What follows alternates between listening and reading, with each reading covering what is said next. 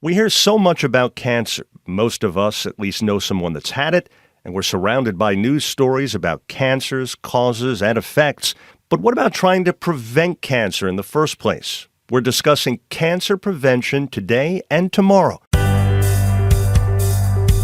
Welcome to Flourish, a podcast brought to you by Prisma Health. Thanks for joining us. I'm Joey Waller. Our guests from Prisma Health are Dr. Larry Gluck, a medical and hematology oncologist, and LeAnn Perkins, a family nurse practitioner in oncology, survivorship, and cancer prevention.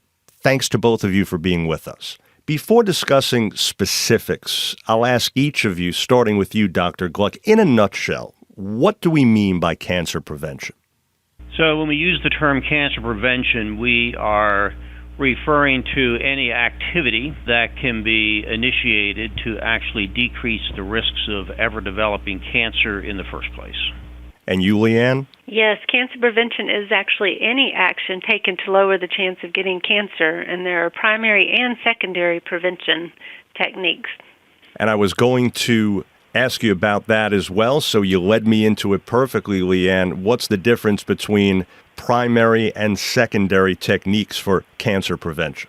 Primary prevention is anything that we do that hopefully reduces our risk of getting cancer in the future. So this includes healthy choices such as maintaining a healthy weight or healthy body mass index, eating a healthy diet, exercising, and avoiding substances such as alcohol and tobacco, and also too much sun exposure. And secondary prevention is actually when we use screening exams or tests to look for cancer in a person before they actually have any symptoms of cancer. So these mostly are known to people as mammograms for breast cancer, Pap tests looking for cervical cancer, and then there's colorectal cancer screening. And in addition, for people who are at high or increased risk of developing lung cancer, we have low-dose CT scans looking for lung cancer in people, again, before they have symptoms. So you're really talking there about, on the one hand, people doing things they can take hold of, and on the other hand, having things checked they may not be aware of. So Dr. Gluck, LeAnn hit on some of them there. Tell us a little bit more, if you would, about some contributing factors to developing cancer that people can take control of themselves in their own lives. Yes, the last 20 to 30 years have been good to us.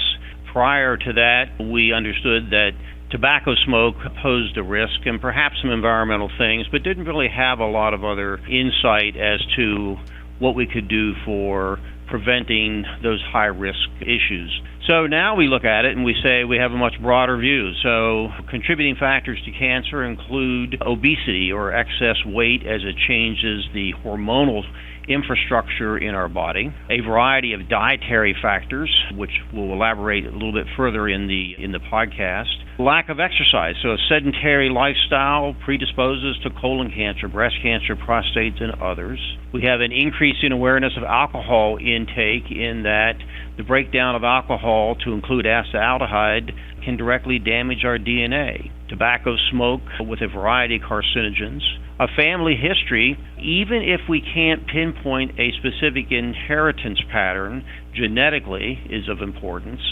Certainly the genetic mutations probably comprise about 5 to 10% of the predisposition to cancer, and we now recognize more than 50 hereditary cancer syndromes. Infectious diseases, viruses, bacteria, and parasites, and then a variety of forms of radiation, be it sunlight, be it ionizing radiation, and so forth. I want to ask you more about diet, as you touched on there in a moment, but you mentioned something that I first want to follow up on, which is getting checked for genetic testing and family history, because that can play so much into this. Do people do that enough? So I think it is undersubscribed.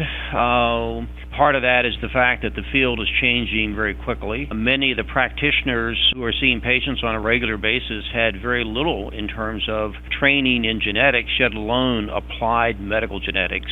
But it indeed is a fast-moving part of our strategy for prevention, and I think it'll play a greater role as awareness is increased. So moving on to diet, LeAnn, for you, so much of our health is, of course, related to what we eat. So first, in general terms, what diet recommendations can help prevent cancer? Yeah, a diet that is rich in whole grains, lots of vegetables and fruits and beans. So we really talk about a plant-focused diet. The American Institute for Cancer Research and also Lifestyle Medicine have great websites addressing plant-focused diet. So someone may not be completely plant-based, but they can certainly limit their consumption of red and processed meats to help decrease the risk of colon cancer and other cancers, and also limiting the consumption of fast foods or other processed foods that are just high in fat and starches and sugar, and also limiting the consumption of sugary sweetened beverages. We do have a lot of people in our cancer prevention program that do ask about sugar and how does sugar contribute to cancer. A lot of people have heard that, and I would actually like Dr. Gluck to even talk about sugar just for a second. Sure. This is a question that's posed fairly commonly of, is sugar a direct carcinogen? That is to say, can it cause cancer? The long-established view was excess sugars, particularly the fructose products, will contribute to the obesity epidemic and indirectly increase one's risk of developing cancer. Over the last couple of years, there has been some fascinating research conducted that now shows in some of our animal models that excess sugar is converted into what we call intermediate metabolites, and that one of these, a difructose, can actually activate a cancer gene. So more to come about that, but I think we need to keep an open mind that cancer may be a multi-edged sword. We have to bear in mind that sugar may be a multi-edged sword. And Dr. Gluck, to follow up from a couple of moments ago, how about the cancer risks associated with red and processed meat? Right. This is also a common question for us, but it's also a common source of amazement when we present the data around both processed meats and red meats. So what is the concern? Well, first of all, processed meats are those that have been transformed generally for preservation, and that could be by salting or curing with nitrites and nitrate, fermenting or smoking the product. And so the hot dogs, hams, the sausages, and so forth are all examples of processed meats. These are now listed by multiple international agencies as Group 1 carcinogens, and that is that these are overtly cancer-causing, and we now know that at least one way that they cause cancer is that the nitrates and the nitrates can create what are called nitrosamines, and these molecules can directly attack and change our DNA. So it's a chemical modification called alkylation. Red meats that have not undergone the processing that I've just mentioned are now listed as likely carcinogenic. That's called Group 2A, and that's because mammalian meat, so this is muscles of mammals, so these would include veal, pork, lamb, mutton, etc., that the breakdown product of the heme iron also contributes to nitrosamines, which again can directly chemically alter our DNA. Interesting. A lot to take in there, certainly, for people to consider concerning their diet. Switching gears, LeAnn, we're immersed, of course, in vaccine info these days, but for the purposes of this conversation about cancer prevention, are there any vaccines that help to do that? Yes, there definitely are. So primary prevention also includes vaccines. So these would be especially hepatitis B vaccination, which was actually approved in 1981, began given to infants in 1991. So this is prevention of liver cancer. And then the human papilloma virus vaccine, or HPV vaccine, this is given to young girls and boys 9 to 11 or even a little bit older into teenage years if they've missed their earlier start for this. But human papilloma virus is sexually transmitted and causes approximately 99% of all cervical cancers. So getting the HPV vaccine can actually reduce the risk by about 90% of getting HPV itself, which is what we know contributes to 99% of cervical cancer cases, but also contributes to vaginal, anal cancers, head and neck cancers, penile, and vulvar cancers. So HPV vaccine is certainly important for parents to look at for their young girls and boys. Okay, and how about Dr. Gluck going from talking there with LeAnn about vaccines to talking about infections or any of those known to cause cancer? Right. There really is a wide spectrum of infections that are linked to cancer causation, from viruses to bacteria to parasites. The best known are the DNA viruses that can alter the tissue DNA. This is a process known as transformation. LeAnn has just mentioned an important example, and that's the human papilloma virus, particularly the strange HPV 16 and 18. Hepatitis B to cause liver cancer. EBV, Epstein-Barr virus, is associated with Hodgkin's and non-Hodgkin's lymphoma and nasopharyngeal carcinoma. So those are the DNA viruses. The most widely known RNA cancer virus is hepatitis C, and it also can produce liver cancer. But bacteria also can be implicated. Infection with something called Helicobacter pylori, commonly abbreviated simply as H. pylori, can cause cancer of the stomach and a form of lymphoma called a multoma. And finally, and particularly important in other areas of the world, liver flukes, which can come from ingesting uncooked fish, particularly in the more eastern countries, can cause a form of bile duct cancer called cholangiocarcinoma. And finally, there's an infection called schistosomiasis that's linked to bladder cancer.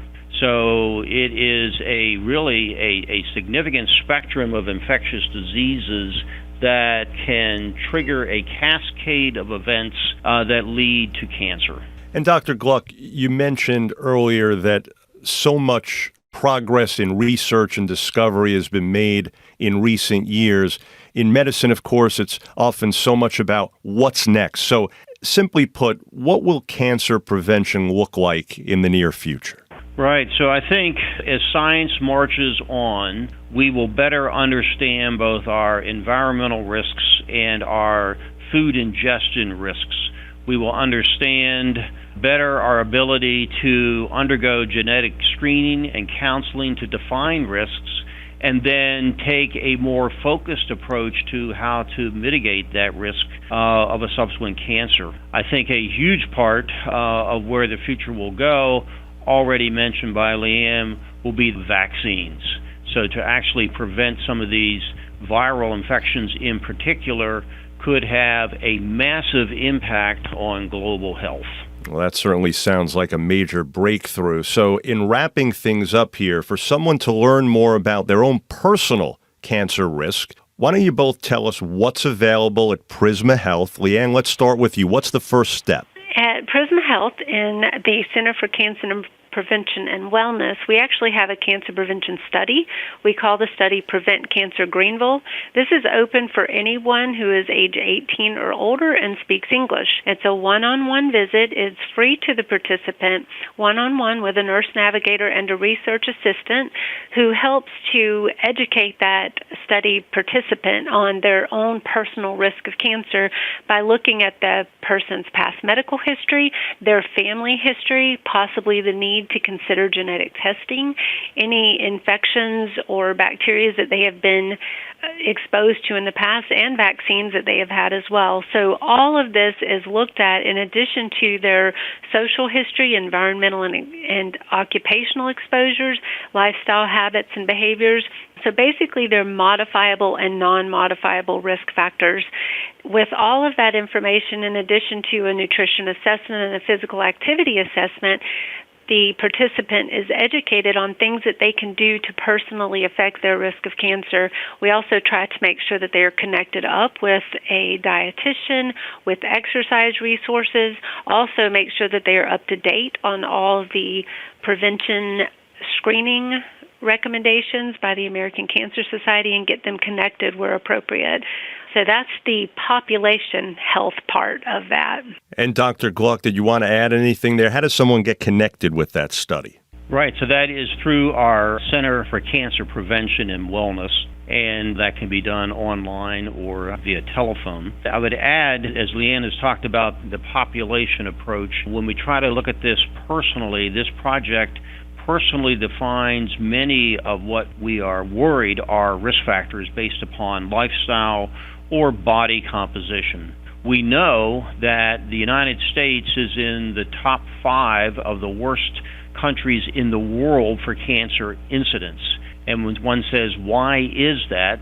That leads us to believe that a lot of it is lifestyle related. What we don't do, what we eat, what we don't eat, and so on and so forth. So this project is positioned to try to make an early link between lifestyle factors such as exercise or lack thereof, body composition, be it lean versus obese, and try to link that to what we call molecular signatures.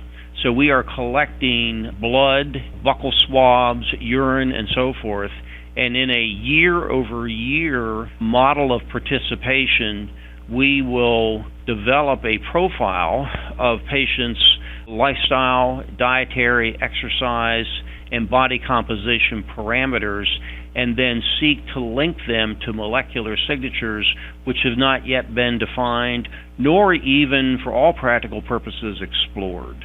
So in closing, it sounds as though all this great information you've given us really means that if people are wondering, how might this affect me? How much am I at risk? What can I do to find out?